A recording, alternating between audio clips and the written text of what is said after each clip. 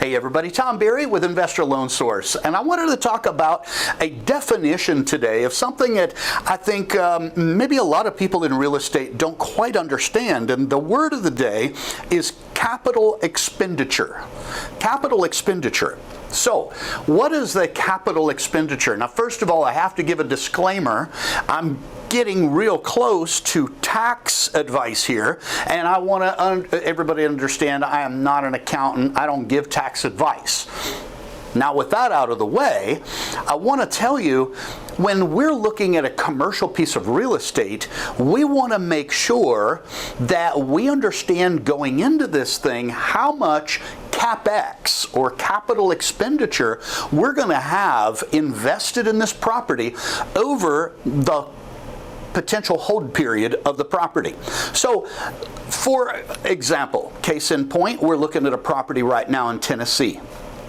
This property is a shopping center, 110,000 square foot shopping center, and we had an inspection done on this thing. The inspection report comes back and says all these things, like 270 pages of things about the property that you could put money in. Some of them are minor, and I don't need to worry about them, but others are major. The two major ones on this particular report was air conditioning systems and the roof. Now, when you're looking at patching a roof, that is not a capital expenditure. That's called an operating expense. And that just falls in the normal line item of all your operating expenses for the year. But if I have to replace one of the roofs on one of the buildings, that is not an operating expense. That is a capital expenditure. And the difference is those capital expenditures are depreciated over the life of that particular product, typically.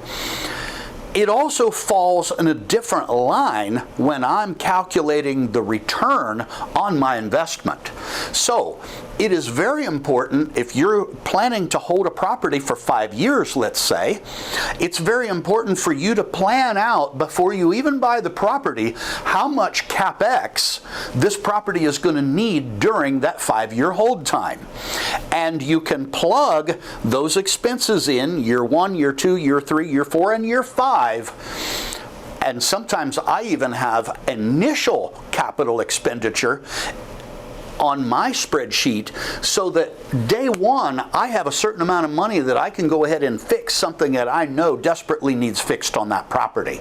So CapEx is capital expenditure, and it is different than operating expense and falls on a different place on the balance sheet, on the P&L, and a different place in your spreadsheet when you're analyzing this deal. So hopefully that's helpful. See you on the next video.